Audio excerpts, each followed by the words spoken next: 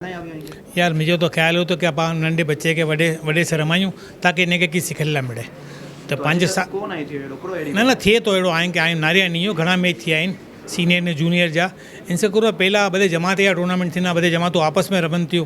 माशाल्लाह पंहिंजी असांजी बाटवा जमात आहे न तक़रीबन 95% जीते थी कुल के बाटवा जमात जा बधे प्लेयर माशाल्लाह बधे सारा आहिनि ऐं बाटवा जमात जो हिकिड़ो उमेर यूसुफ जो इंटरनेशनल क्रिकेट रमी हिकिड़ी ऐं नारिया पची कुतियाना जमात से दानिश अजीज़ आओ इन तरह से जो प्लेयर के चांस मिले तो प्लेयर अॻियां अचना प्लेयर के मौक़ो जेतिरो ॾींदा आहिनि न एतिरा प्लेयर पाण खे सारा नहीं करना न माशाल्लाह बाटवा जमात जो सारो कदम आहे कि हिकिड़ो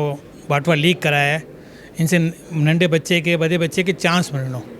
बधे जमातूं कराइनि थियूं पंहिंजी बाटवा जमात कराए कोई नवी चीज़ ने माशाल्लाह बधे जमातूं कराइनि ने बहुत सारो थींदो आहे बाटवा जमात जो कराए न इंशाल्लाह ये नंबर 1 कराइनि